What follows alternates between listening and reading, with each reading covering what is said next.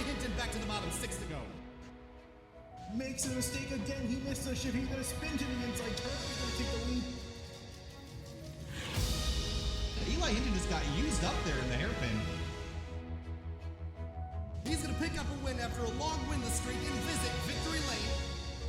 And the whole field just needs to get himself slowed down hot in these curves. Up and over. There's Zach Buchanan running a tad wide. Great restart here for the 2 car, but also for the 48. He crosses him over. Down into turn 1. There goes the tail. Here comes the 20 alongside. The 13 car gets turned. He's going to spin in turn 2.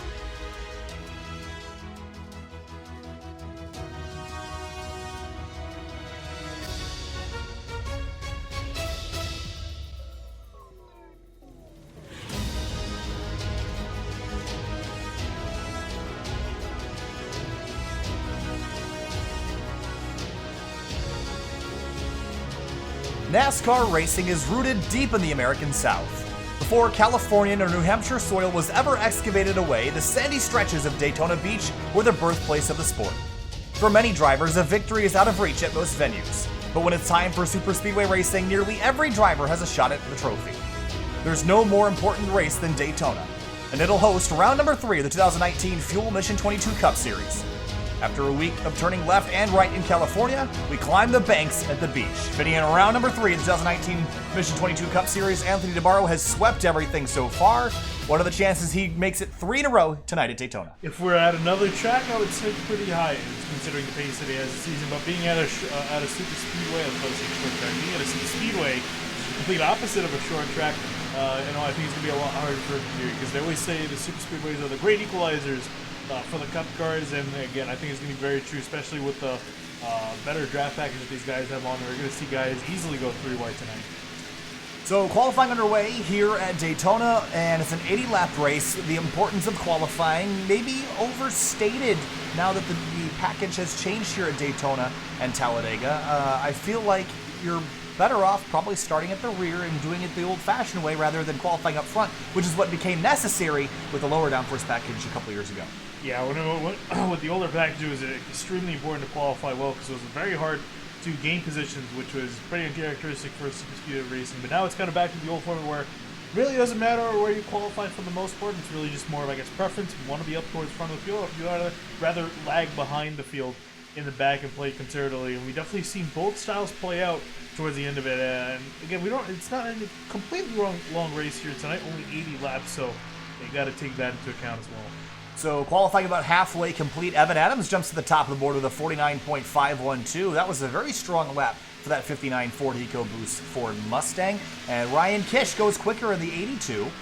Some new names for me here, Finney, I wasn't available last week because I was doing the Indy Elite Series at Gateway, and I was planning on joining you guys later in the race. Never made it around there because that race went a little overtime. But some newer names in here. Jackson Robillard back in the Fuel Cup Series after a little bit of an extended stay away for about a season or so. Brian Chambliss in the number 45 coming over from the Outsider Racing League. Their series restarts this Saturday at 10 p.m. right here at Daytona, so Brian getting in a little bit of practice here under the lights.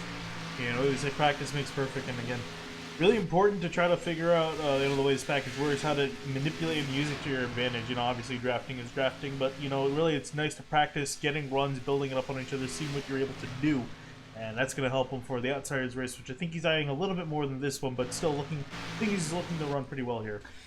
Jeff Ward in this 89 Mustang fitting in, championship contender last year. Off to a pretty good start alongside Anthony Debaro, sitting in second in the point standings. It's been a pretty good start to the season, I'd say. Oh, yeah, absolutely. And again, this is kind of, getting through the motions here at Daytona. This is going to be a tough week, so it's really, if you're one of those guys that get the win, because obviously Debaro's won both the races so far this season, just matter. I think just play this round safe. And don't try to do anything stupid, I guess, is the best way to put it. Well, as we were talking about Anthony Debaro and whether or not he'd go 3 for 3. Well, first lap out, or actually first qualifying effort for round number 3 here. It's going to be a 48.756 for him, which is good enough to put him on pole. There's not that many drivers still left on the racetrack. Calvin Flarcy comes in 17th, and here's Casey Lakatos in the Sim TV number 50. And he's going to roll out of turn 4. Looks like he's going to just bail out, not going to make a lap here. He'll probably start at the tail of the field with teammate Alec Martinez. Matt Bell in the 77. He comes on through. He's going to log a lap. It'll put him P14 in that number 77. So Bell shuts the car off. Qualifying mostly complete. The only driver still left at speed is Robert Hall, and actually he's even slowing on down. So that means that Anthony Debaro and Jeff Ford and Greg Evans will be your top 3 for this race. The top 2 in the qualifying, the top 2 in the points. That's a bit of a surprise to me, Finney, and I think probably for you as well.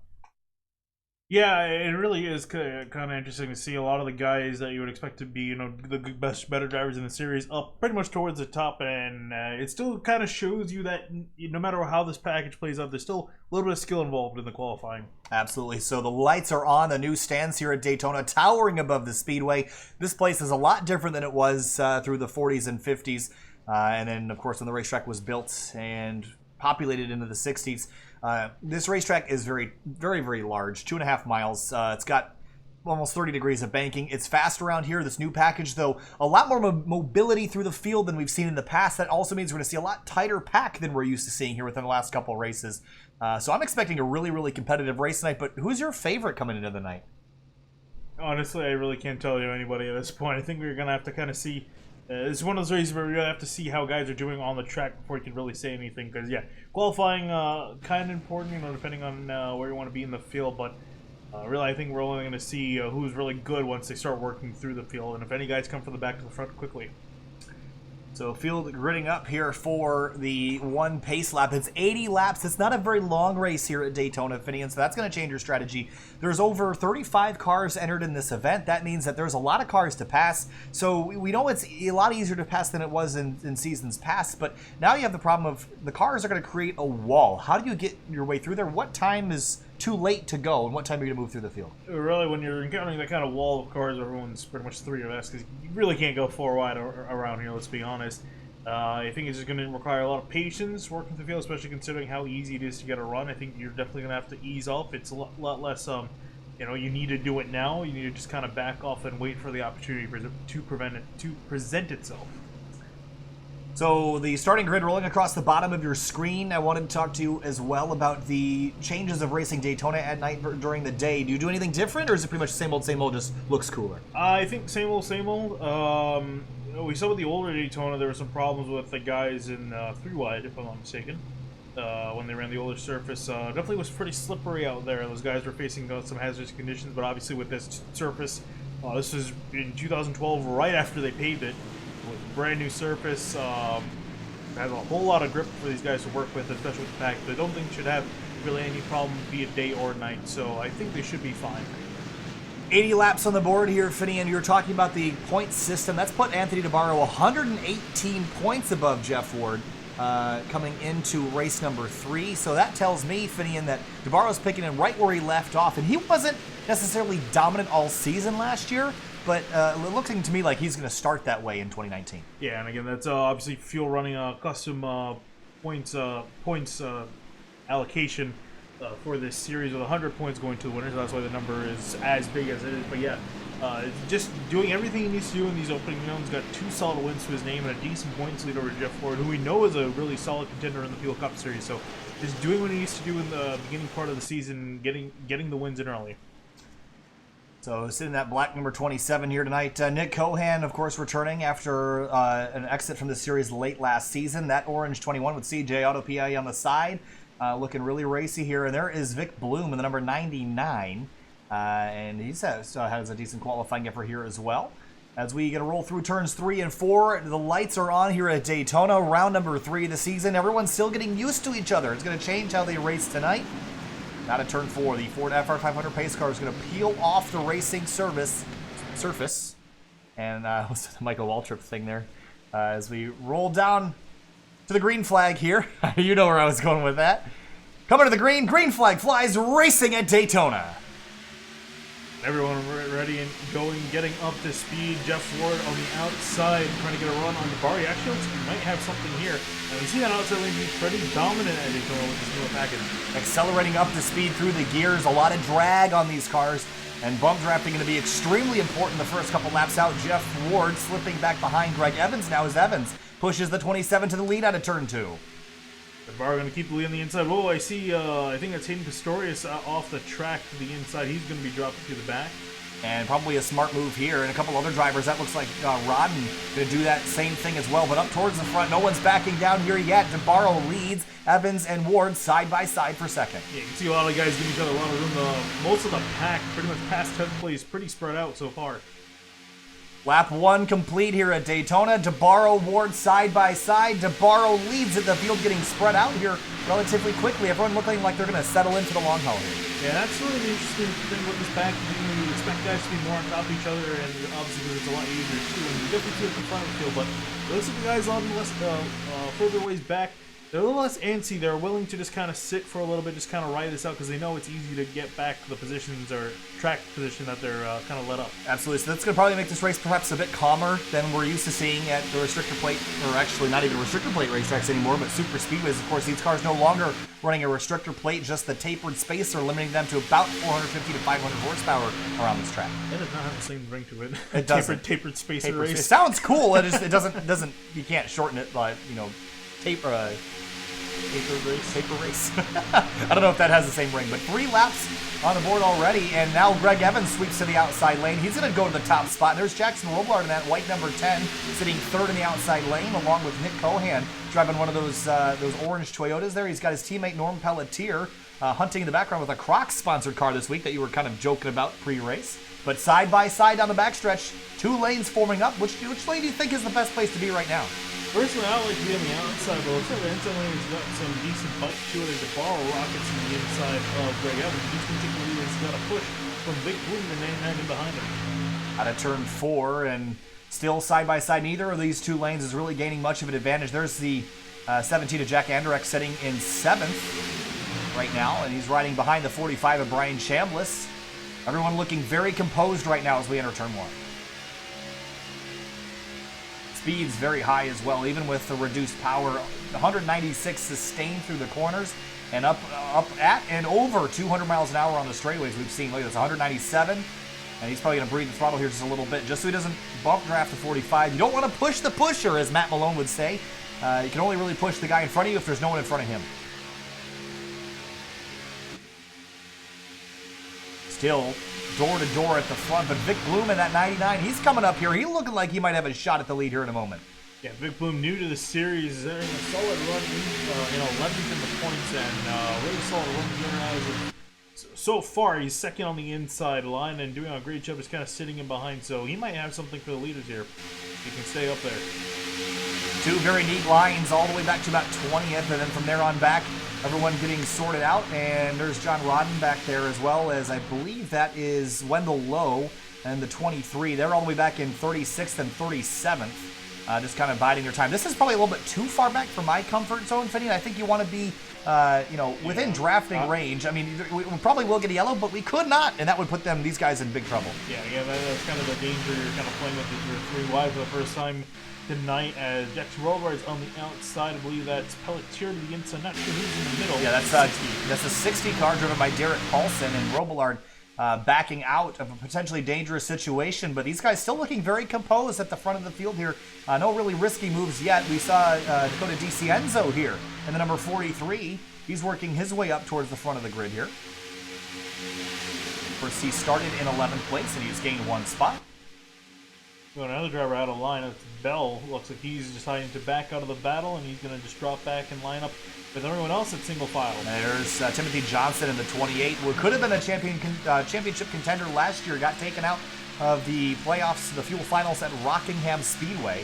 And look at this run to the outside lane. Lots of momentum to spare at the front of the field here. You can see him just rock around the outside with ease. Going to pick up the draft off of the, I believe, 82 in front of him. That is Ryan Kish in the 82.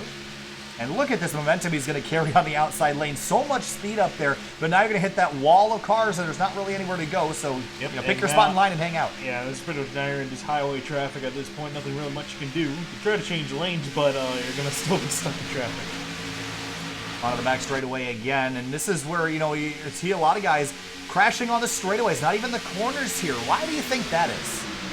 I think there's a lot of guys trying to move around, making moves into the lanes, because a lot of guys don't typically move lanes in the corner unless they're trying to clear, the spot opens up, but a lot of guys trying to make aggressive moves, and open lanes especially, once you're on the straightaway. And that's really where we see a lot of wrecks happening. We see Brian Chambliss pulling front. He's going to leave the outside line. There's a lap car, Jackson Robillard. Sorry, not Jackson Robillard, Zach Buchanan, who started this race late. Those two going to go through Uptown. This is not a great start for the 40 car, and this is going to make a very tense moment for everyone midfield here as they're 2 and 3 wide coming out of turn 2. And how about that 45 of Brian Chambliss? He's rocketing to the front. He started 7th, he's up to 4th, and continues his climb right now. And he just slid in front of the 46 of Greg Evans. He's going to go for the leadoff in turn 3. Hopefully he's got Greg Evans in behind him, giving a solid push, as well as Jeff Ford. So a lot of strong cars on the outside, helping the 45 get to the front. About 10% of this race already under our belt. It's flying by, only 55 minutes left if it goes green from here. It's a very short race here at Daytona. That's going to bring up the intensity quite a bit. Everyone's being patient for now. I just don't know how long it's going to last.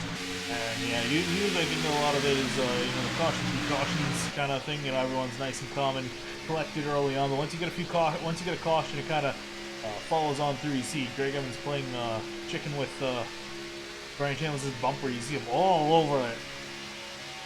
Really quick lap times right now, a 45.531 for Chambliss last time through. About 200 mile an hour average just underneath that into turn 3. Everyone leaving each other enough space to play with, but Debaro has been consistently up front here. He's been hard to shake, but Chambliss has moved his way up there on his own accord. Greg Evans looked like he drifted to the outside, maybe wanted to get back around, but he's going to stay patient for now.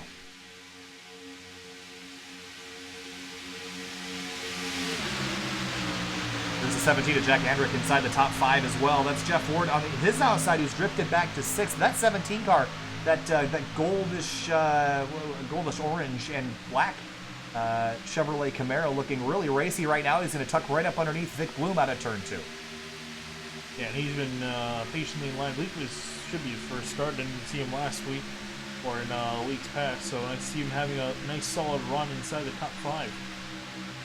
Still door to door at the front of the field, and while they're doing this, I wanted to quickly jump back and take a look at the whole tail of the field. Everyone's single filed out. Looks like Casey Lakatos is the last car in line here. Yeah, that's back in 35th, and there are cars behind them. Lowe, Rodden, and Hayden Pistorius, and even John Rodden all the way back in 39th and 40th. Yeah, remember, we saw Hayden Pistorius pull out of the line and drop back, but he's falling way behind the field. I think they're in turn 1 by now. Yeah, actually, they're coming onto the back straightaway, so they're very far behind the rest of the pack. And there is John Rodden in that 33, and he's going to get eaten alive here on the straightaway. His speed right now, about 184 miles an hour. It's about a 15 mile an hour difference between him and the rest of the field off into turn 3. Here they come. They come charging by, and you see the inside line, too, starting to really get ahead of the outside. Guys on the outside. 33 pull up and let everyone on by. He's going to try to find a slot in line that he can sit with the drafting. Oh, that's getting really tight there. That's Calvin Filarski in the 2. A number change for him this season after he ran the 39 for most of the seasons in the past. There is the 18 car. That's Justin Guthrie in the 18, that Dunkin' Donuts sponsor car. Nice looking livery, by the way. And he's sitting right now in 15th place. Front of the field that intensity has not dropped since the start. This is very mentally exhausting, but look who's come out on top and has passed both Chambliss and Debaro. That's Jack Andrick. He's going to take the lead away. Andrick's doing a solid job. You see Chambliss come in behind him to give him a shove. Debaro still on the inside, persistent with Vic Bloom in behind him. I really don't even think that inside lane's changed a whole lot since the start. That's pretty much that same group lined up astern all across the start-finish line to complete lap number 12. The laps are ticking away here, Finian. Talk to me about green flag pit stops. How do you want to get them done, and how do you avoid getting yourself in a collision? Yeah, well, first and foremost, you want to make sure your voice chat is on, because you want to be not just telling people where you are, you want to be hearing who's pulling off.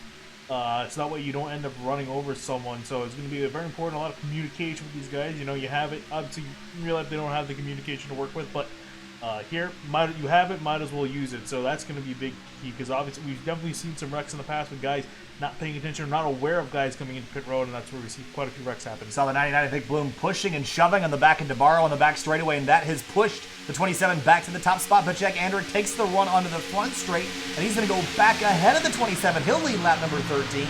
And that 17 looking really racy, and this outside line, they've been kind of swapping drivers back and forth, but as you mentioned, the inside's been pretty much the same lineup since the first lap. Same up toward the front. It doesn't look like it's going to be changing anytime soon.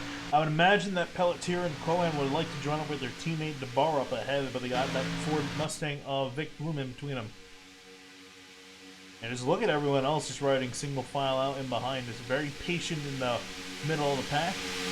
Just right on board with Steve Herring in the 98. You can see that whole pack in front of him. I like where Steve Herring is here because he can jump on the brakes if he needs to and get out of the way pretty easily if the car's chasing him from behind. But he can also see and avoid any incidents in front of him, which I think this 98's in a great spot right now.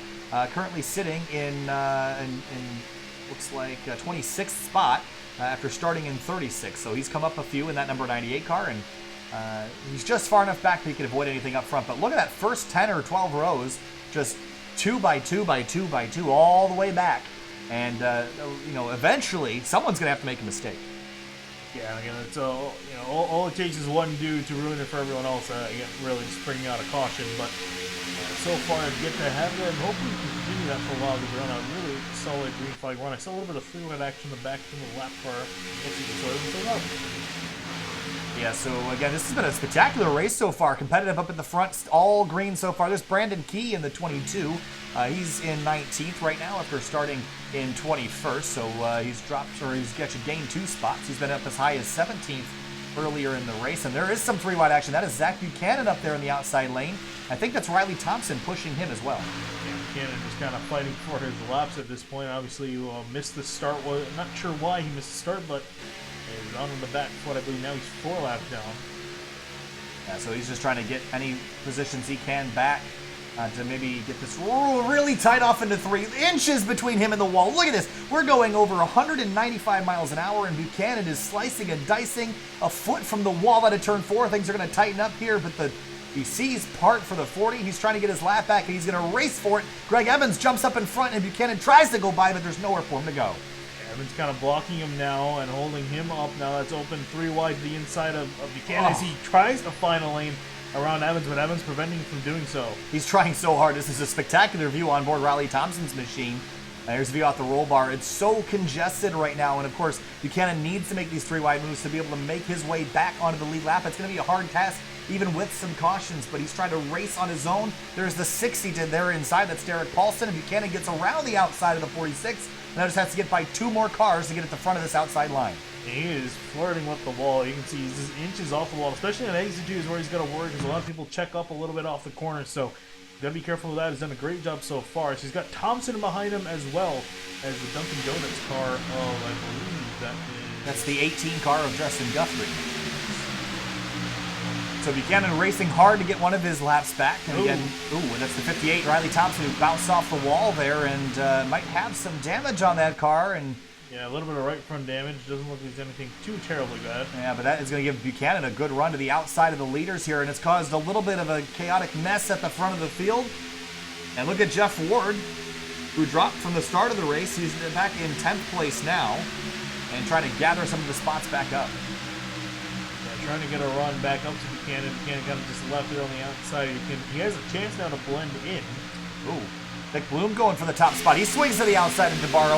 With help from Andrick, he might be able to get the top spot away, but Cohan now pushing. 2 Toyotas lined up on the inside. Yeah, 2 Toyotas and more importantly teammates together on the inside. So I imagine they're going to work together best they can to keep control of this race. There, see Debaro go high, trying to give a block to Vic Bloom, and they're 3 wide for a second. Didn't work. He wasn't able to block the 99, and he's not going to be able to stay in front of the 21 either. I'm curious to see if Cohen will let him in. The answer is no. On the back straightaway, the 27 getting shuffled out of the lead for the first time this race. Exactly what Buchanan needed, and he's going to move himself up to 3rd in line. Obviously not third in the track as he is a lap down, but it's trying to get himself that lap back. He's got 2 more cars to get in front of the leaders. He was not really in the free pass position. It's going to be John Rodden back in 39th, who was only 1 lap down to Buchanan's 2. So Zach Buchanan really needs to get this lap back with just a wave around or something. But we're getting close to the point of making pit stops. Lap 20 completed next time by. That's a quarter of the way through the race. And depending on how everything's going to work out, I think you're going to want to be pitting around lap 30 to 35 or somewhere in there. And look at Buchanan dropping out of line here to the outside. He's going to follow Andrick up the outside lane. Yeah, ideally the pit window is going to open at around lap 27, 28. I'll say probably 28 to keep it safe. So that's to make it on 2 stops. That's where I imagine a lot of guys are going to at least run until to make it on fuel. And that's where we're going to probably see guys start making pit stops. 1 quarter of the race is complete. We've been green the entire time, and I want to take a look at our information. We've had 9 lead changes in 21 laps. It's about 1 every 2.5 laps, so very competitive at the front of the field. And, of course, no cautions, no caution laps. Ooh, look at Buchanan looking really racy now. Debaro trying to get his spots back, and Derek Paulson up in 5th place right now. Paulson giving a shove to Buchanan from behind. Buchanan also pushing up, I believe that's Endrick in front of him. Yes, it is Andrick, and Buchanan's only got to get by 1 more car to get himself at the front of this pack. And if the caution comes out, he will get one of his laps back basically for free without even being the free pass car. So he needs to get this track position here, but it's just a hornet's nest at the front of the field. Well, he needs to do so without it because he's not going to be eligible for the free pass for quite a while. So he doesn't have much of a choice. So he needs to get in front. And you can see the struggle with him. He's so close to getting there, but this is some of the hardest positions to get to make and make a pass on. So he's struggling to get into the front.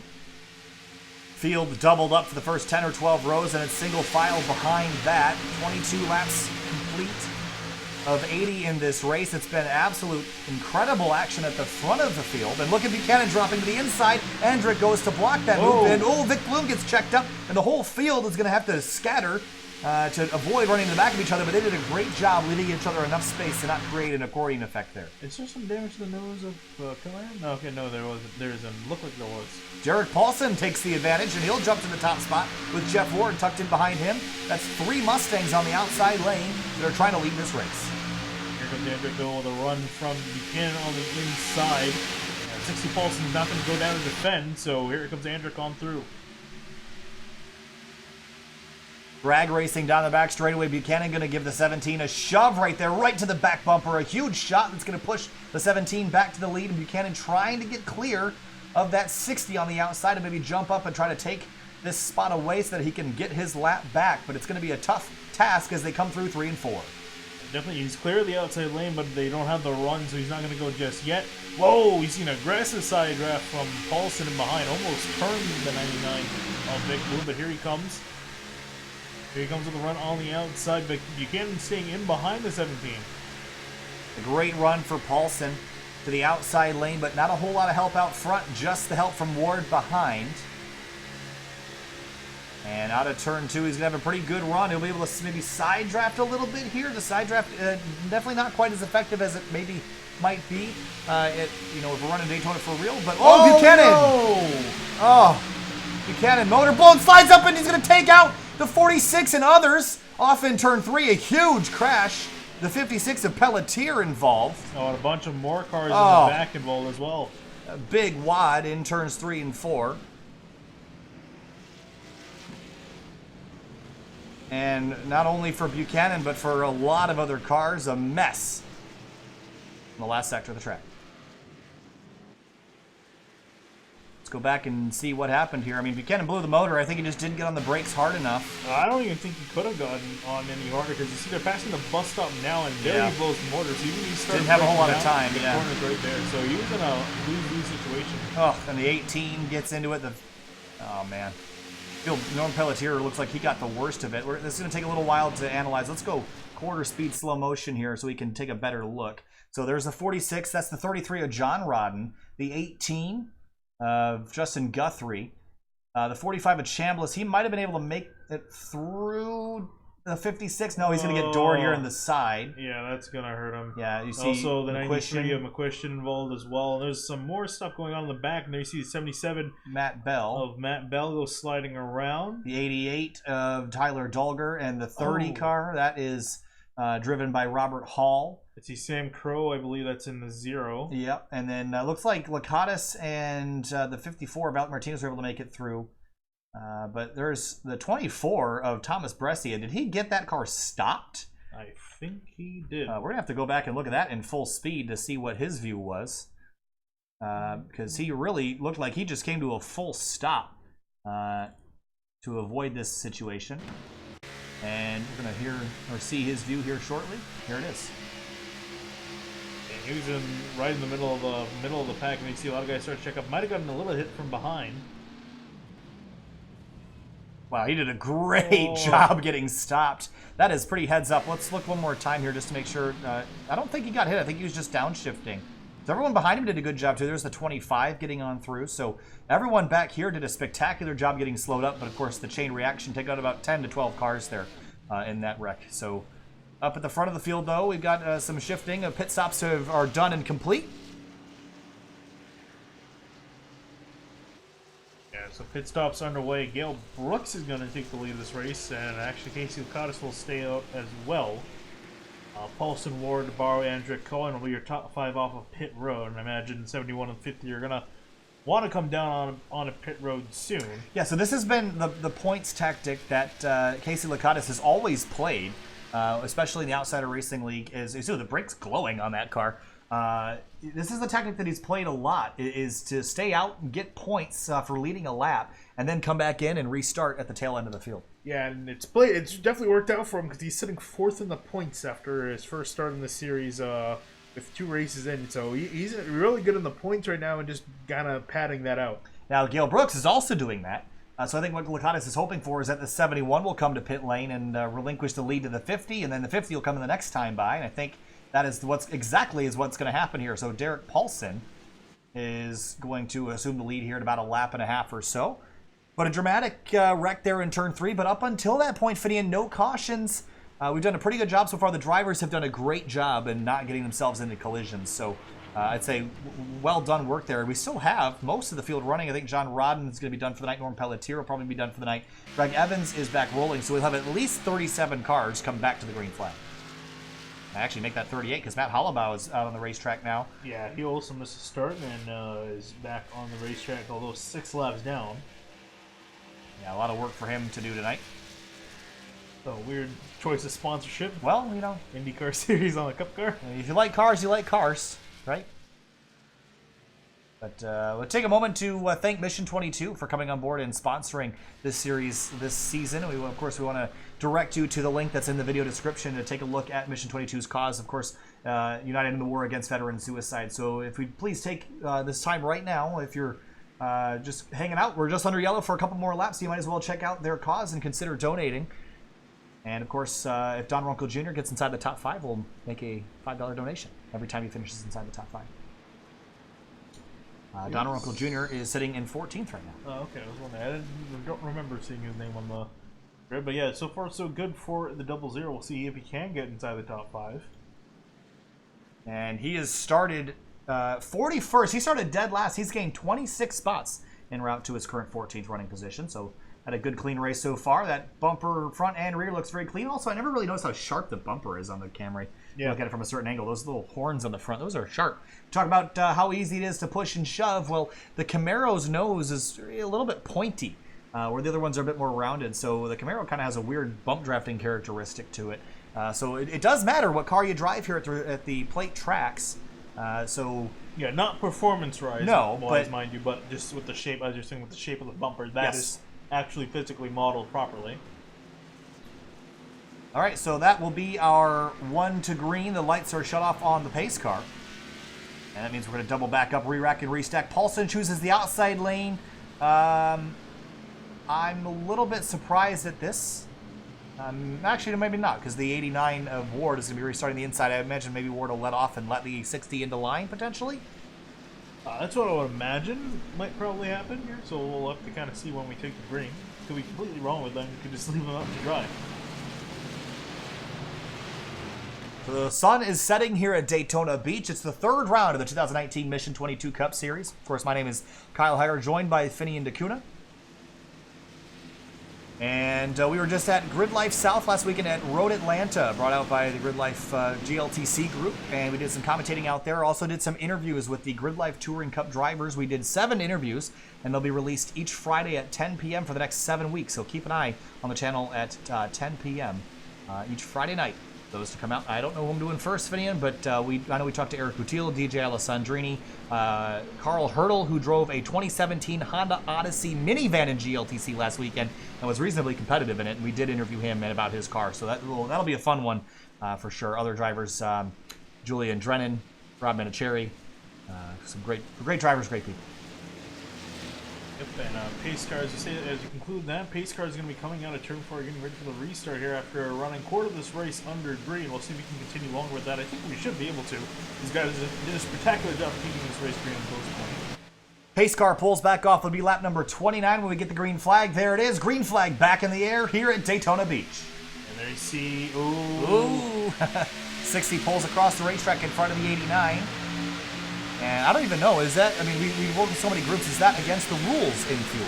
I'll try to see if I can check on the side here, but we'll continue on for now as the 60 continues ahead of Jeff Ward, and Debaro stuck him behind there. You see him pull out of the line. He's going to ditch his teammate to go to the outside ahead of Hendrick. He's going to try to take that run to the outside lane, and Paulson pulls over Ward, tries to push him, and they're getting stacked up out of turn 2. And Debaro with a big run on the outside, trying to take that run to the lead. And in behind there's the 93 McQuistion, who was involved in that last collision. I think his car is it's repaired enough to the point where it should be able to draft. Yeah, again, it's really, drafting-wise, something's going to have a problem. It's really, if anything, he's going to worry about engine cooling. 46 of Greg Evans is down, entering pit lane again. Of course, actually not entering pit lane, he's just getting out of the way. But of course, that car destroyed in that most recent collision. Lap number 30, where we've just started now, with Debaro, Paulson side by side for the lead off in turn 1. And then right behind him, it's Andrick Ward, Robillard, Cohan, Johnston in the 28. He's found his way up towards the front after starting in 31st. Vic Bloom in the 99 as well. He's been up front all night long and had a pretty decent run late in the going at Michigan in the first race of the season. So he's off to a decent start. Okay, so the rule is that you have to maintain your lane until the restart. So I think that might be looked at here.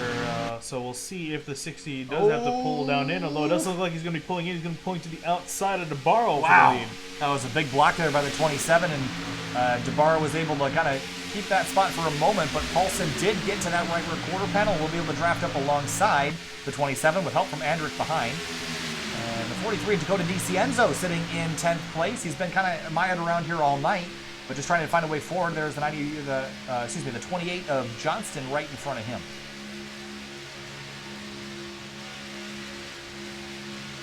He's just kind of stuck in behind Johnson for now, though it looks like that's starting to get some momentum going. 15 lead changes in 31 laps. We're staying about that lead change every 1 or 2 laps. And here comes Paulson on the inside. Now Debaro's going to swing to the outside lane. At the line, Paulson leads it. Andrick has been mighty patient sitting in line. What does Robillard do here, Finney? He's been pretty patient so far. Is this too early to be 3 wide? I think just honestly continue what he's doing. He's been up there since dropped the green flag, hasn't dropped back or anything. So just continue what you're doing. It's worked out so far in this race. I don't see why it can't work for another 50 laps.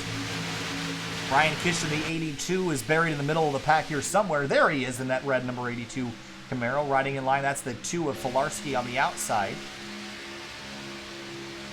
Of course, Kish started in 17th. He's up 6 spots.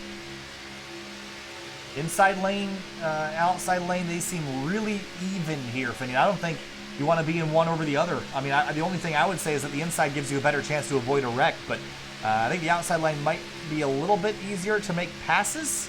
Yeah, it's easier to make passes and also less crowding on the outside. You got a lot more racetrack to work with. Like guys inside, pretty much bound to that inside lane, really can't go anywhere. So they have that kind of working against them. But lane's pretty even so far. I haven't really seen one dominate over the other, particularly. Maybe the outside lane a little bit more, but not as dominant as we've seen in other races. It definitely seems like with this newer package, the 2 lanes are very even, but they each have their perks. The inside gives you a chance to avoid a wreck. The outside gives you a chance to pass. So depending on if you want to be safe or if you want to be aggressive, you're going to make that decision. Look at the 17 now of Andrick looking to the outside, maybe 3 wide here. Yeah, I'm not sure why he went outside. Doesn't really have anyone to work with. And Robillard took advantage of that. He went to the inside. He's going to get by Andrick and Andrick pushed out and pushing losing spots here. Yeah, I don't know if he was trying to lose spots. I think he was trying to gain spots, but I think he thought more people would go with him. But everyone's being relatively conservative now. We haven't seen very aggressive driving other than maybe the 27's blocks and the 60 pulling across the nose of the 89 on the restart. Yeah, and again, not a whole lot of a reason to push at this point. So that's, I think, why we're seeing a little bit more conservative driving style. John Borson, the 86, haven't talked about him yet tonight. That's that blue and white Camry on the inside lane, running 14th right now after starting in 16th. He's been up as high as 13th place. So 34 laps complete now as we make our way towards the halfway point in this race. We've only had one yellow so far, and our lead change is 17 now, still staying on that target of one lead change every 2 laps. Yeah, and I think, as I was saying, there wasn't really a whole lot of reason to make any moves. I think we might start to see it kick it up a gear here. Halfway points are awarded for the series with 20 points going to the leader at halfway and all the way down to 2 for 10th. That's a lot of points on the line here. So the halfway is going to be very, very important. We're going to see the racing really pick up, potentially a yellow here, even if drivers get too aggressive. But you see there's a little bit of a fragmentation of that inside groove, and that's going to let those 2 Mustangs on the inside maybe push ahead of Debaro. And here they come, more with a shovel. Again, if you want to plan a run to the halfway point, you want to kind of back out here, pull the engine down. So when you can't, so when you need to push, you definitely can push. So I think we're going to see guys take it easy for another lap or 2, and then you're going to see a lot of guys start pushing and shoving. And we saw Zach Buchanan's motor expire, and we don't know exactly what caused it, but my assumption, I mean, I assume it could have been hot, but we know that that might not be the case, but we do know that they can get hot, they will explode, so you got to be careful not to get your engine overheated here. On the back straight, Debaro takes the lead away, and some shuffling behind Dakota DiCienzo with an aggressive move. I'm not sure if he was an aggressive move. Might have looked like he got a little bit loose off the 17's nose. But we'll continue going there. You see him looking the outside yet again, trying to get a run. Love that gyro cam, but he's following the 28 of Timothy Johnson through, and Johnson has come up through the field some way, and he's looking really antsy here. It looks like he might want to take it 3 wide to the outside. Doesn't have a whole lot of help in from behind.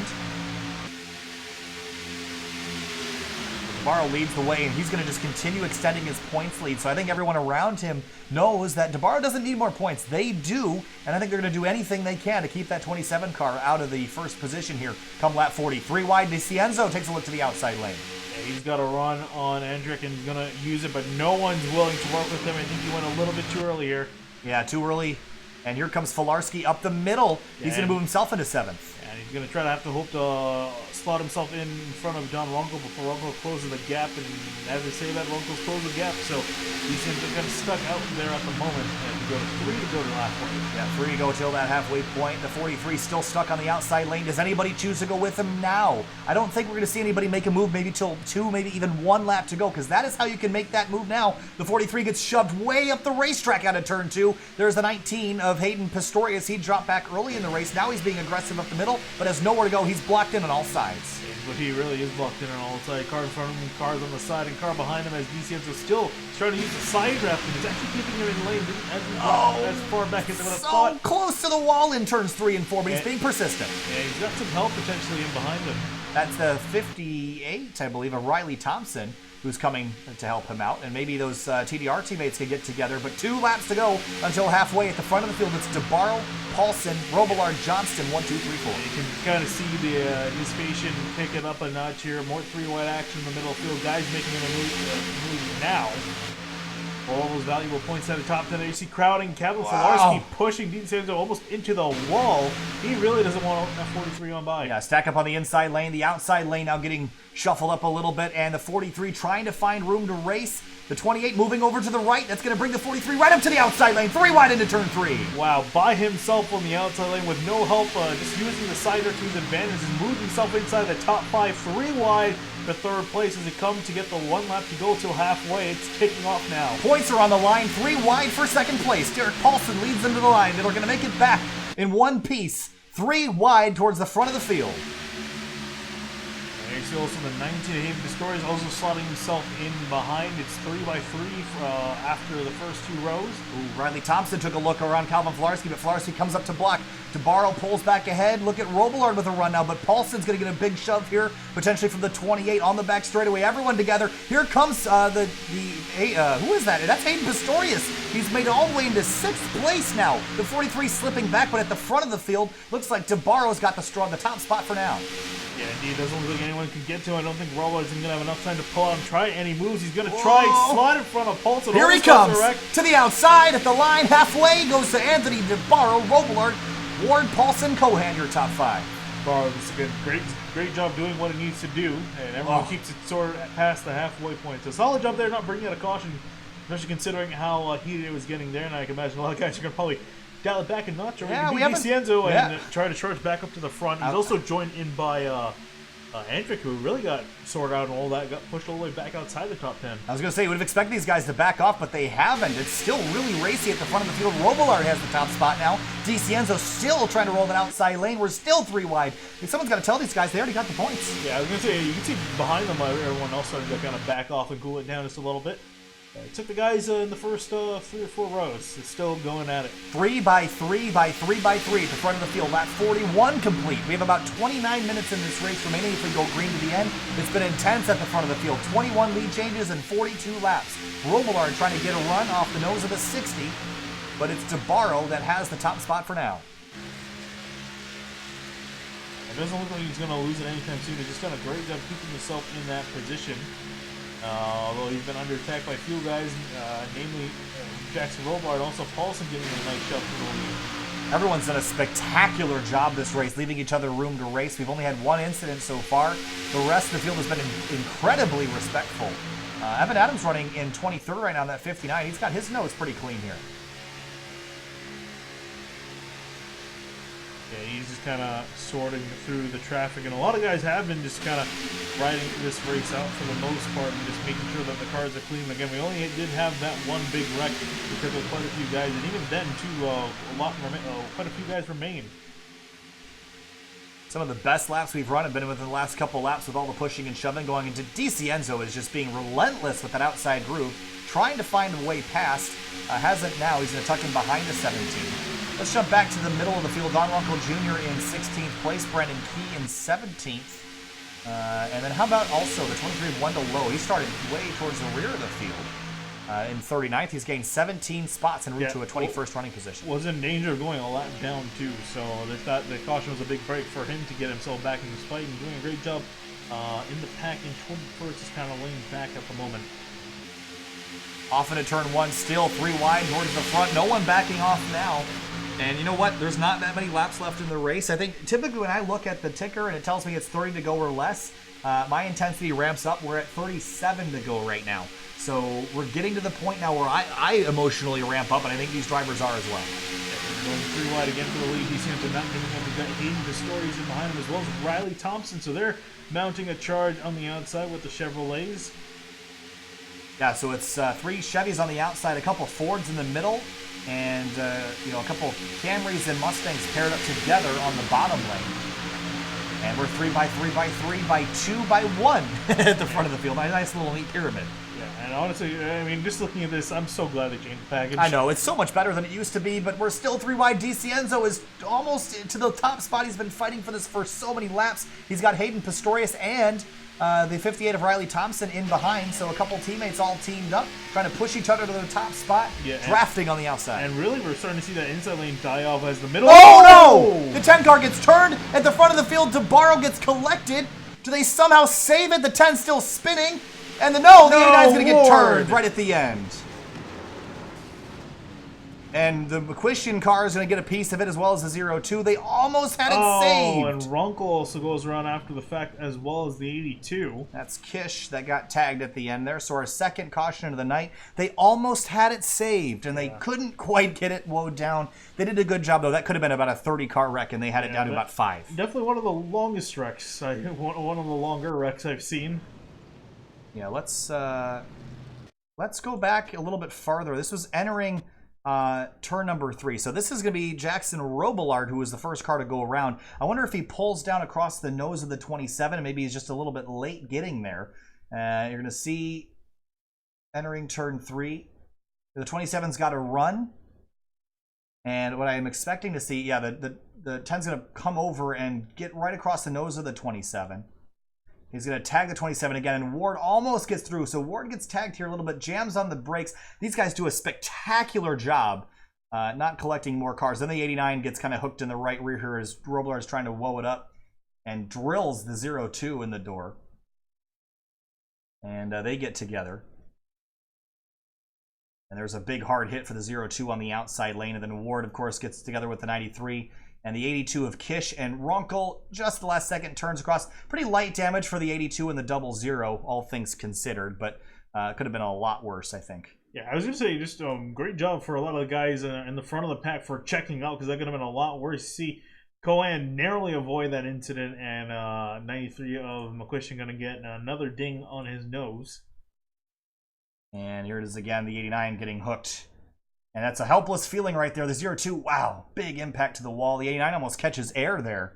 And then swings back across the racetrack, right across the nose of the 93. And McQuistion, again, for the second time tonight, nothing he could do to miss that. Cohan got through somehow.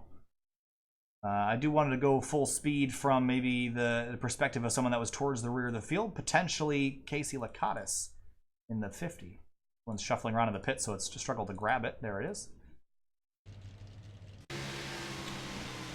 And here's Casey Lakatos' view. Oh, there's some more incidents in the back. I think that's Hensley. You got a piece of it as well. And Gale Brooks looks like he's smoking, so you got a really solid piece of it. Yeah. Oh man. So there was a slightly bigger incident and behind. Hensley a victim as well. Yeah. Here's look at that one more time here. These guys were probably slowing up. Yeah. And Brooks. Ooh, what happened to the 71? I don't know. Let's see if we can wind that back just a little bit more. Look at Brooks. What happened to him? That's where that second incident started. And there's the 88 of Dulger. That's Matt Bell to the outside. And then he might have jammed the brakes too hard, or maybe got turned. Let's see here. Matt Bell couldn't see. Got in the back of him. And big hit for the 71. And then Bresci almost gets hooked off his teammate, but manages to keep it in one piece. So dramatic moment there. But again, it could have been a lot worse than it was. But checking back up with the lead, we've had some pit stops here. And looks like Alec Martinez has stayed out maybe for points. We expect to maybe see him come back in because he's not going to go for too much longer out there. Yep, and here he comes back in on pit road. And bring a couple more guys with him, but that's going to leave Hayden Pistorius out in the lead and Timothy Johnson up in second. And how about the 27 of Debaro trying to fix that damage on his car? He's got, that's pretty nasty looking left side damage. Thankfully, the right side's more important, but you know, it doesn't look great. It'll still be competitive. I don't think we'll have a problem with that. But Debaro set back on his back foot here about halfway through this race. Again, we want to take this moment to thank Mission 22 for coming on board, sponsoring this series in 2019, and take this time under the yellow to go check out Mission 22's cause at the link in the video description. So far this race, we've had 2 cautions for a total of 4 laps, 23 lead changes in 48 laps.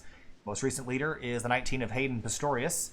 And Derek Paulson in the 60. Finney, I'm curious about that lane change before the restart, and if that will get ruled on. I think it might be a post-race penalty applied, if there is one, but we'll see. I mean, it was kind of borderline for me. He almost didn't cross over before the line. It was close, so I guess we'll have to go back and look at that later. Conditions tonight, absolutely beautiful here in Daytona Beach. 77 in the air, 77 on the racetrack. Partly cloudy skies. A beautiful night for racing, looking down from high above. Daytona Beach, the Daytona Speedway, 2.5-mile racetrack, and the road course below, of course, used in January for the 24 Hours of Daytona. Also, for the guys that are road people, the SimTV TCR Championship will be starting up here in just a few weeks. Friday nights at what time, Finian? At still kind of debating, but probably looking at 9 o'clock for the start of race 1. It'll be a 2-race format at about 25 minutes each for 2 races, so about an hour for the event in total. But yeah, running an interesting format. And I'll have sign-ups for that on our website and in general, this stuff going up by this weekend. Yes, that if you're interested in running a championship on, it's not going to be broadcasted. I'm going to be competing, and so Finian will be as well. So we're not going to be streaming it, but it will be fun, front-wheel drive touring car fun at some of the greatest road courses in the world, including Catalunya, Watkins Glen. I think the Nürburgring's on there as well, so there's a great schedule. That information is available on our Facebook page as well as our Discord. If you're not in our Discord, you can check the link in the video description below to join, and feel free to hang out with us. And it's also a great place to network with leagues. We work with about 7 to 8 leagues at any given time, and it's a great place to go if you're interested in running more than one league on the channel. There's plenty to choose from, road and oval. And not even that, too. A lot of the guys that run in the leagues that we broadcast run in quite a few leagues. You can find probably 20, 30 different other leagues just through some of the drivers in our Discord. Someone's always willing to point Liga, which is really nice to see. Yeah, we also have the administrators for the leagues all separated out by role, so you can head over there if you're looking for someone in particular. They're highlighted up at the in the roles category, so you can find the guy you're looking for. Especially if you're more interested in oval racing and you weren't able to make it into Fuel, check out the Outsider Racing League. It starts this Saturday at 10 p.m. Andrew Telganoff is the guy you want to go to find your way into that. But that's a great series, as great as Fuel. So if you're interested in racing there, we'll be right here on Saturday night. So check that out as well. Coming out of turn 4, though, it'll be about 31 laps to go. Hayden Pistorius, Timothy Johnson, Paulson, Jack Andrick, Nick Cohan, your top 5. And a lot of guys starting in single file. We only have 5 rows doubled up here, but green flag going to be back in the air here with just about 31 laps to go. Exactly 31 laps to go. As you take the green again, you mentioned a lot of cars single filed out. Thomas Bresci, is that car okay? It looks like he didn't have any damage at all after that collision with the 44. Who's good to go there is the 10 of Robillard, still on the lead lap. It actually looks like he might have gotten a slick ding on the right rear, but Olden considered is one of the better looking cars in the field at the moment. But back up front, Timothy Johnson going to flex his muscles for the first time tonight and try to take the lead of this race. Yeah, so, you know, this is really interesting because everyone was so spread out on the restart. This whole thing is going to just, like, get... what's the word I'm looking for? Compressed, condensed down into the front of the field here because everyone's going to gather a lot of momentum from the big drafts. And also this changed the lineup quite a bit in the front. A few guys that kind of remained there, like in Stories, Nick Paulson, and Bloom, but a lot of new faces also in the front of the grid trying to make some moves here. There is also, I see Marshall Stanley in the 25. He started, I believe, towards the rear of the field. Yes, he did. 38th. He's up to 11th right now. He's gained 27 spots in that bright yellow Mustang, so he's climbing his way forward. Yeah, and also, and there is the 23 of Wendell Lowe. We talked about him earlier tonight. Started in 39th, up 29 positions. Speaking of 39 car, Will Roberts up there in 9th. He started back in 35th, up into running in 8th place at the moment. And is 5th in the point setting, so Will Roberts with being a strong contender so far this season, continuing that run with a solid top 10 running spot. Yeah, he had a great run at Michigan Speedway. Took everybody by surprise, and it looks like he's a lot more competitive this season than he was in the past season, so that's good to see. But Pistorius and Paulson side by side for the lead here as we get to 29 laps to go. The time is now ticking down. Once we hit lap 60, the ticker is going to show you how many laps there are left, and that's when we know it's getting really close at the front to the end of the race. Jack Andrick has been really impressing me. First start this season in that 17, and he's just been competitive all night long. Curious to see how we'll do with the rest of the season. He really has done an impressive job making some moves. one of the strongest guys in the field. Speaking of which, DiCienzo back up there against the wall. Look how close he is, man. Yeah, DiCienzo has been so aggressive. No! The 93! They get into the fence. Big hit for the 43 up against the wall.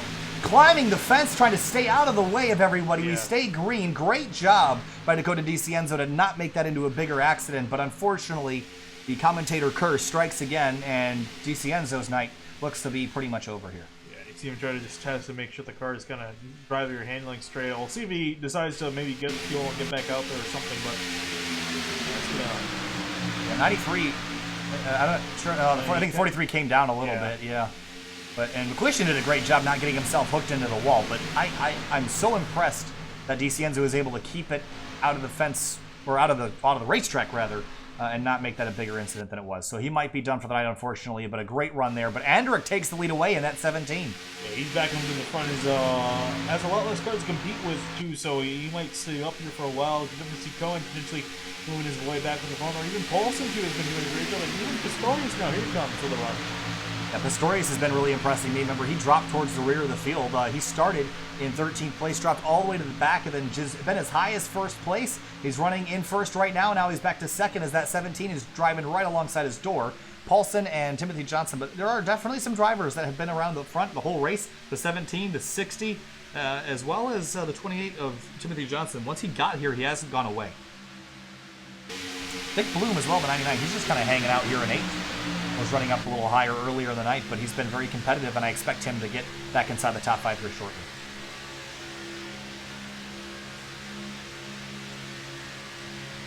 26 laps to go at the line. What do you think about a SimTV sound surge here? I was actually just thinking about saying that.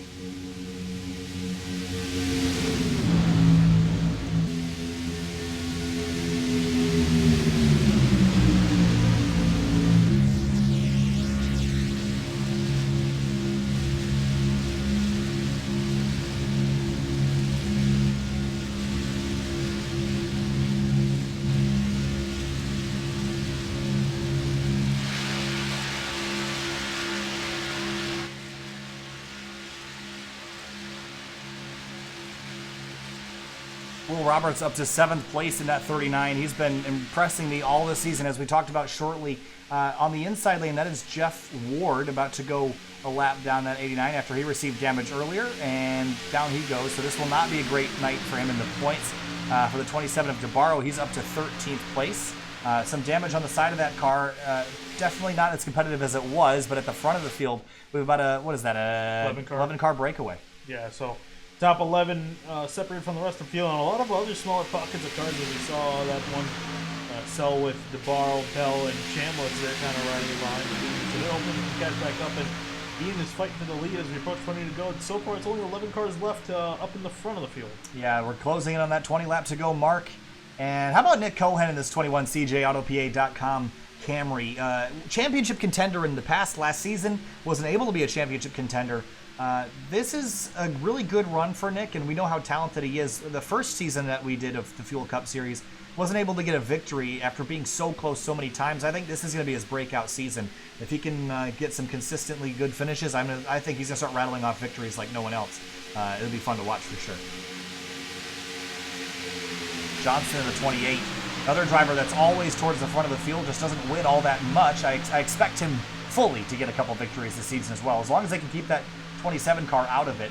Jack Andrick, again, first race in the series, first race on Sim TV. Very, very impressive in that Furtive Live number 17 Camaro. Yeah, and he unfortunately missed the first 2 races, but I believe if he can get the wins to really lock himself in, I think he should be good in that department. And also, you can kind of just see he had some really good racecraft in that 17, and you know, there's not a whole lot of things that transform from the Super Speedways. A lot of times it's a crapshoot, but the way he's racing, you can tell that he's going to be really solid on other tracks. The other thing I love is his livery is beautiful. It's gold and black. It's just so simple. It's so effective. It fits the car really nicely. So great job there on the livery. The 60 of Derek Paulson, another driver that has really impressed me at the start of this season.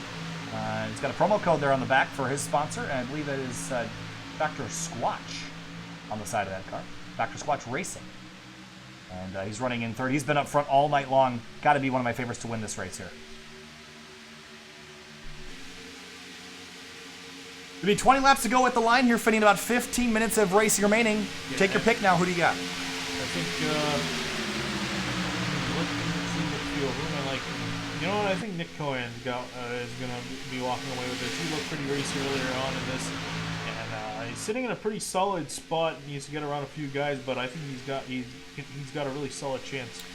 I'm going to choose the 17 of Jack Andrick, but wasn't Derek Paulson also the driver back when we did what race was it? The truck race?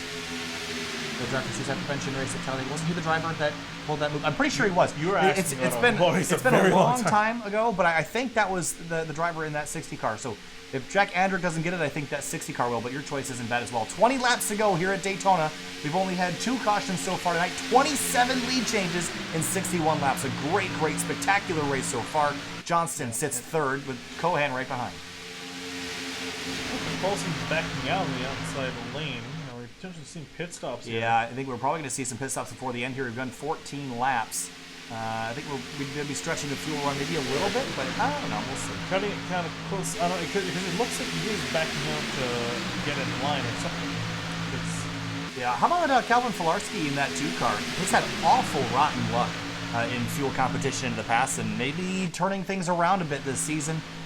Taking a look at the point standings, trying to see where he is. Filarski sits 26th in the standings. I think Filarski's on for some good luck this season. I think it's about time. Brandon Key working his way inside the top 10 of the IK9 Camry right now. In that 22 car, started back in 21st, up 10 spots. Make that a couple more spots, actually, to put him P5. These guys pushing back. Oh, so Paulson actually backing out back to the front.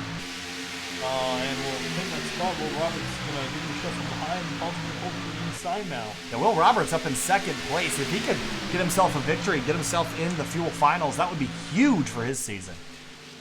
have to feel like people are about to pit because just looking at the way guys are lining up, it's kind of suspicious. It is. I wouldn't have expected him to pit. It seems like it's a little bit short of a run to maybe expect one, but it is shaping up to be that way.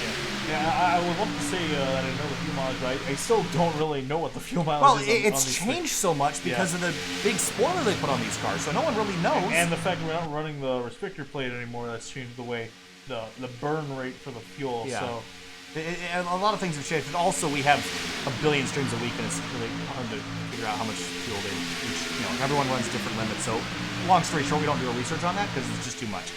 But we know that we're looking like they might be set up for a fuel economy race here or another pit stop. But Will Roberts to the top spot, and he's going to take the lead away from Derek Paulson. A strong run for the 39.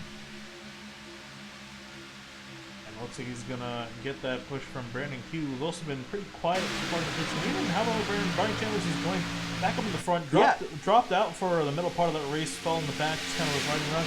Here he is back up where it counts and ready to make a run for the win. Yeah, he got doored in one of those accidents. I thought his night might be over, but it doesn't look like that's the case. Roberts drops down to take the lead away for second place. Brennan Key is up here in his number 22 Toyota. Some rookie stripes in the back of the car. There's a lot of rookie stripes at the front of the field, actually, especially in the back of the 19, the back of the 22, the 45 as well.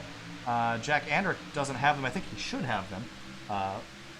Actually, he's missing. Well, to be fair, Trading Paints is not cooperating tonight, so I imagine he's probably running a different livery in general. 16 laps to go, and it's Roberts and Key at the front of the field. Chambliss on the outside, Paulson on the inside following these two leaders.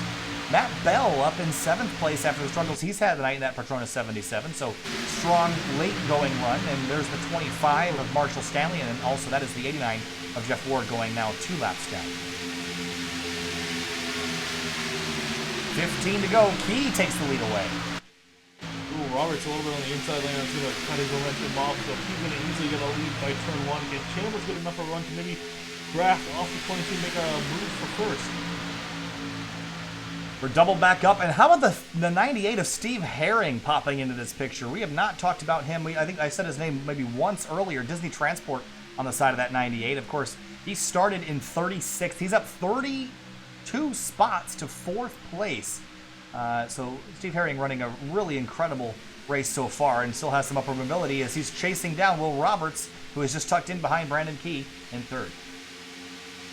Yeah, just kind of looking at the order. The guys left in the leading pack. We've got 20 cars fighting it out with the leaders as we come to 14 laps to go in this race. I'm starting to think we're not going to see pit stops if we haven't seen them yet. Ryan Kish in the background, remember he was involved in an earlier wreck. There's a short little group of cars working their way along the back straightaway, and there is the field. So lap traffic is going to get really interesting here. You see them entering turn 3, and right now it looks like they're catching them about second a lap here, so they will catch them before the race is over.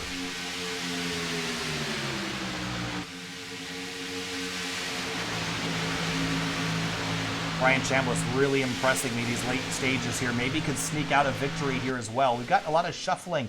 The 17 has fallen back to 11th place. Hayden Pistorius back to 10th. Vic Bloom back to 9th. They still look like they're setting up for pit stops. You know what? I don't even think. Now I'm looking at. I don't think they're setting for pit stops either. They're just setting up to save gas. I think they might be in a window to make it, but I think they're trying to save gas. If you notice how spread out a lot of guys are, I think it's because they're just riding the throttle not at full percentage, which again you don't have to. You can just easily ride in the draft in behind. I think that's what a lot of guys are doing. You can just check, you can just look down there. You can check out the spacing on a lot of these guys. It's very big. Yeah, and again, there is some differences in when these guys last pit. You see Brian Chambliss, he pit 3 laps later than the rest of the guys at the front of the field. That's why he's up here. So I think you're right about that Finney lap pit situation. And there are some lap times for you, and I think maybe some guys trying to drop a 10th or 2 off each lap just to save a little bit of fuel. 12 laps to go now as Will Roberts and Chambliss fight for that top spot at Daytona. Yeah, they're on the other side. How about the 25 Marshall Stanley? I don't think we really mentioned him at all in this race so far. Up there running in 4th, giving a shove to Will Roberts on the outside lane, trying to push him to the lead. Yeah, again, he's one of those drivers that started deep in the pack, so very dirty 25 car. Got a lot of grime on that car from picking and slicing through the field and some of those accidents. Look at the 22 giving a shove to the 45. Now the 25 gives a shove to the 39. Drag race into turn 3. Roberts and Chambliss pull even, but I think Chambliss is going to pull ahead here in 3 and 4. Every manufacturer represented at the front of the field here. Camaros, Camrys, and Mustangs all together. This is the most even grouping of cars I think I've ever seen. I don't think I have this currently operating. Oh, I do. Hey, I do. I didn't realize I had this working. But that is the nicest split of Camaro, Camry, and Mustang we've ever seen, which is really nice to see the diversity in this field. I'm pleasantly surprised that worked because I thought this was broken for this series. But 11 laps to go. Work your way to 10 to go. Now it's all setting yourself up. It's a chess game, Finian. Where do you want to be on the last lap? Honestly, it kind of depends. There's not really any golden position. It really depends on how many guys are on the inside, the outside. How your guys are moving, which drivers specifically are there, because a lot of drivers are a lot more aggressive than some other ones. See a lot of moving around still through the field. And if we see another caution, that'll totally change how this race will finish out. Yeah, we're still looking at a kind of a fuel economy race. Still guys running not full beans in the pack, and they're still kind of just waiting it out, trying to use up as little fuel as possible. We can look off the nose at the point to see a decent pack ahead of them. About 4 or 5 cars up the road there. We just passed Gale Brooks. And we're 2 by 2 at the front of the field here. And look, everyone's starting to get closed back up, and some other cars peeking into the picture that we haven't really talked about yet tonight. Alec Martinez in the 54. There's a SimTV sponsored car, and sitting in 17th right now. Time to go if you're back here.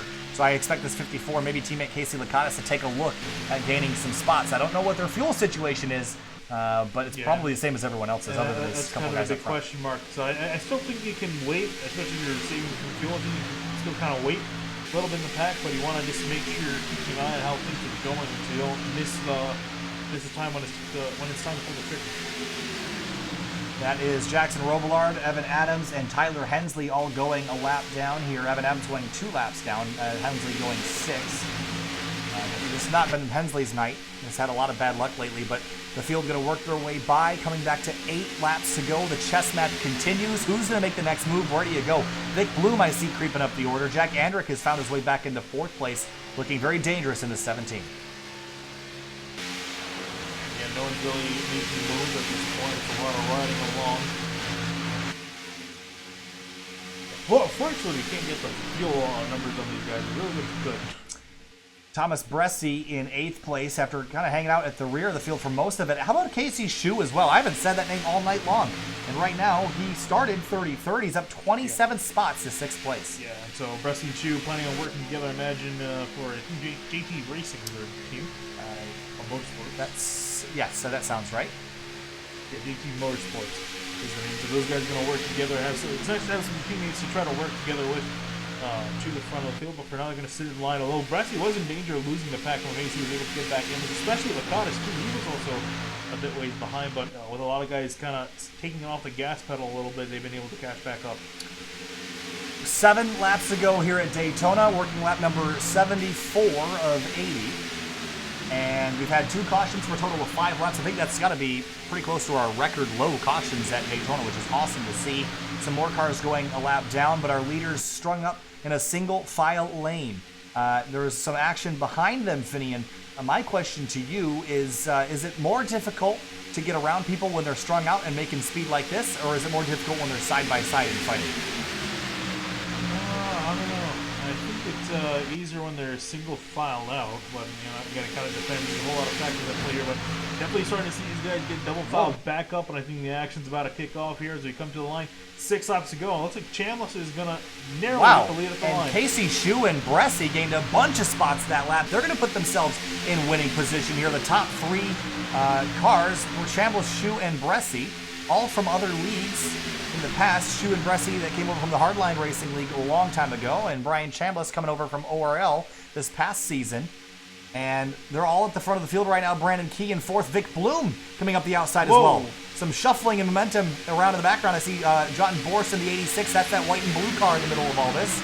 Alec Martinez is in 10th place. He's coming up to the back. And how about the 5 of Colin Fambro? He has not been up towards the front all night long trying to get into this mix. Yeah, he actually got, that was Debaro and Cohen making a move to the outside of Fambro. That's what we were seeing there, that move. The 3 wide in the middle of the pack. Now Timothy Johnson joined up with Debaro and Cohen. And that's a... charge. Vic Bloom's going to come up in front as well as Chambliss to join the party. Yeah, that 28-27 combo, that's a potent combination here to get themselves to the top spot. The 28 almost scraping the wall. The 99 of Vic Bloom right in the bumper of the 45 at Chambliss. 5 laps to go at the front of the field. Shu leads. It's a hornet's nest at the front of the field. Now all the chaos is happening. The calm has gone out the door. Yeah, and actually I think the 20 did hit the wall, or the 27 hit the wall, and that kind of stalled their charge on the outside for now.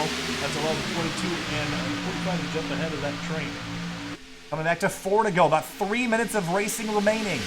Will we make it back without an incident? We did at Michigan a few weeks ago. Shu was high out of turn 4, almost got shoved by the 22, scattering 3 wide as they come to the line. 4 laps to go. I will be amazed if we make it back to the line. These guys are going berserk here in these closing laps. I see Chambliss trying to lead a charge to the inside lane. Oh, up the Johnson middle. and Cohen going to follow in suit.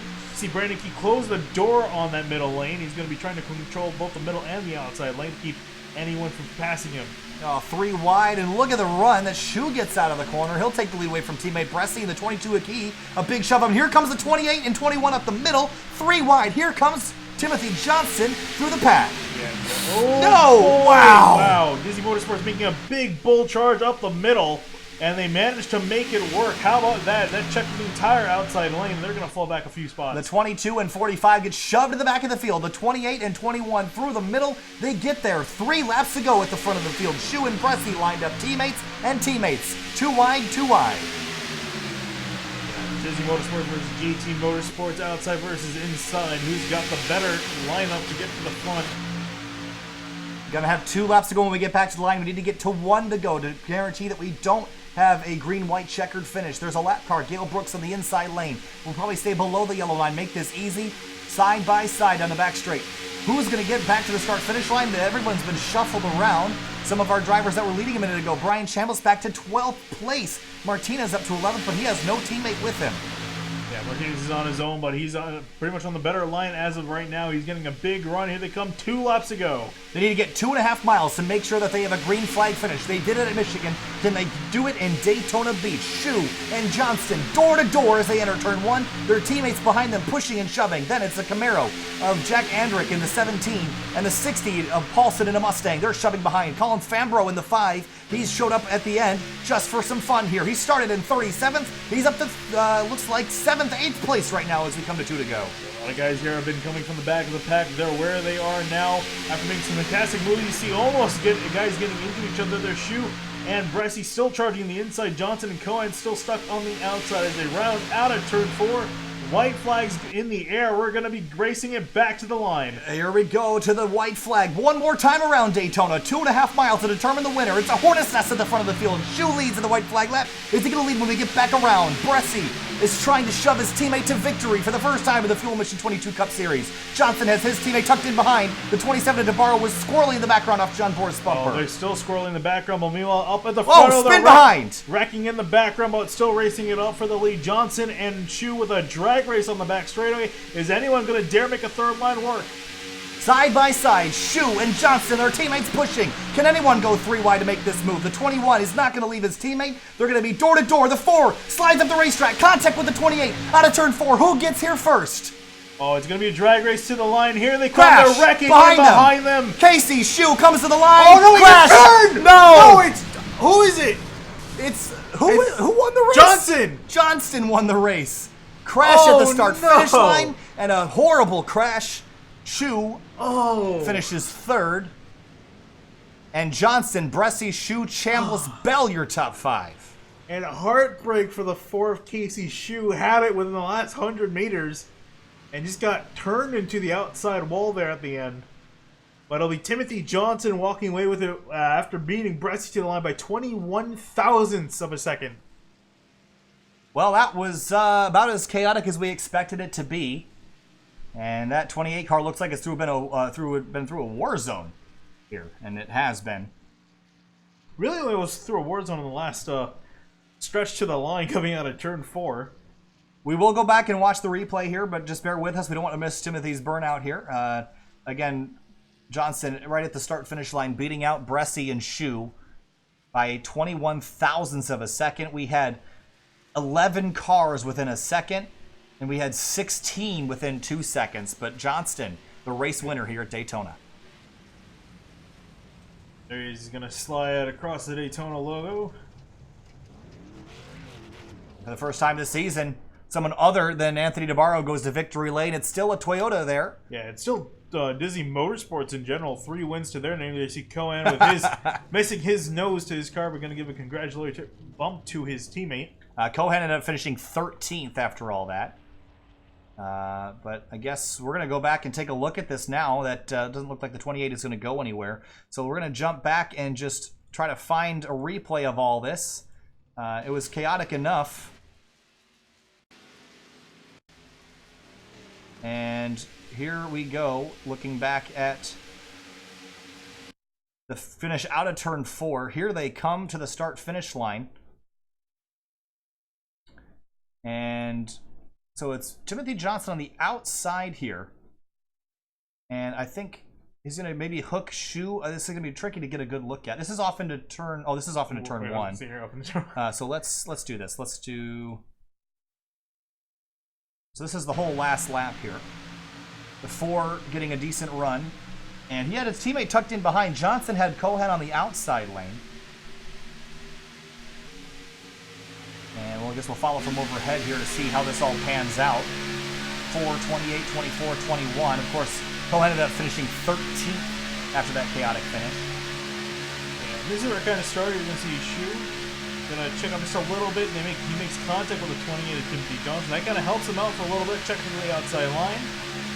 The 40, oh yeah, the 5 and the 60 get together, and then at the front, the 24 and the 28 get hooked together, and there's what you saw there.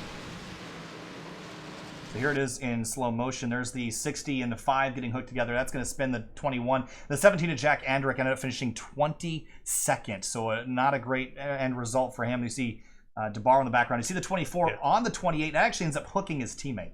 Yeah, and then they're seeing Casey Shue get hooked into the wall. Wow. So close to the finish line. Oh, and also big contact with Brian Chambliss. And here's from a different angle. You see the 54 Alec Martinez. He ended up sliding through the grass to take 6th. But here is the finish. Yeah, and so close. Just gets turned into the wall. Yeah, Johnson did nothing wrong there for me, Finian. I mean, oh yeah, no. I don't really think that he had much of a choice. He was getting kind of turned by the 24. I was gonna say, actually, yeah. So I think, yeah, actually looking at it, it looks like Bressie kind of cost him the win there.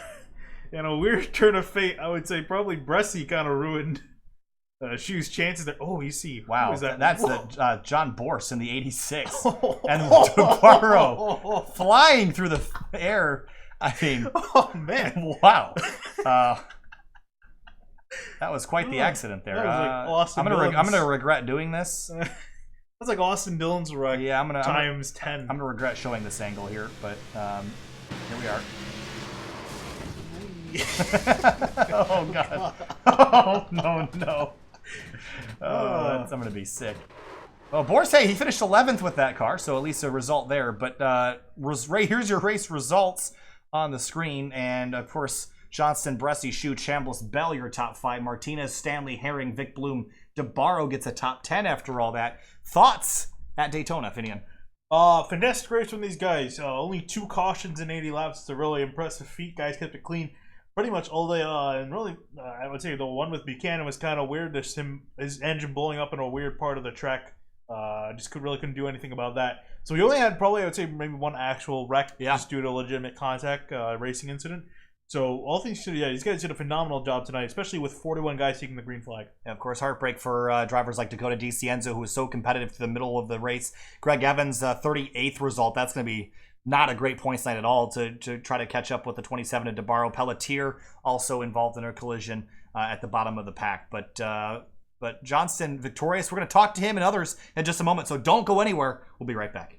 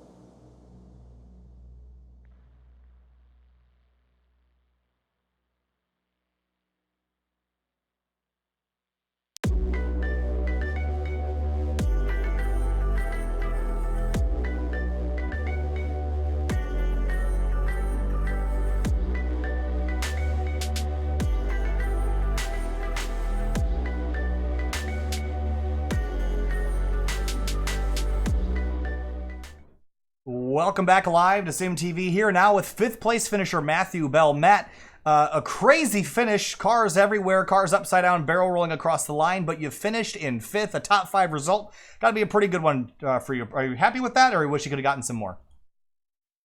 I'm definitely happy with it. The first 2 weeks haven't gone as expected. Michigan, I was quick, and then a couple wrecks took me out. Sonoma, I'm really bad at road courses, but yeah, I'm happy with 5th. I'm glad I didn't go green, white, checker though, because I ran out going across the line anyway, so I would have had to pit and lose everything. So yeah, I'm pretty happy with it to be 5th. Talk to me about the strategy, the closing part of the race there, because I knew everyone was pretty close on fuel. How close were you? I know you said you were pretty close to running out, so did you change your driving style to kind of compensate for that low fuel? Once that caution came out, I pit it with 1 to go just to top it off, and then until maybe 10 to go, I was just kind of 3/4 throttle on the bottom trying to save, and I think if I didn't do that, I would have run out maybe a lap short. So that was really the strategy, was just to ride on the bottom, save gas until 10 to go. All right, Matt. Well, hey, congratulations. The top 5 result after a spectacular race like that. Great result for you in that 77 team. Thanks for talking. Thank you. Moving on now to Casey Shu, who ended up finishing in 3rd place. Casey, coming to the start-finish line, I'm sure you thought you had that one there for a second. What happened there coming to the checkers?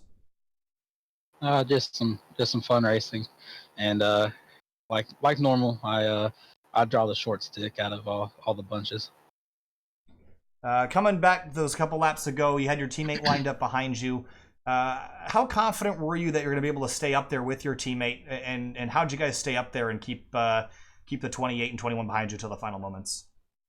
With Bressie behind me, I know he hates it, but he hates pushing, but he's probably one of the better pushers that we have out of the 3 of us. And with him behind me, I was very confident, but I wasn't confident in the temperatures that he had. So we were just trying to manage those and did the best we can. And honestly, he did an awesome job and had me in the right spot at the right time, and just inches away from not getting turned into the wall. But that's how it is. I just want to win one of these damn things.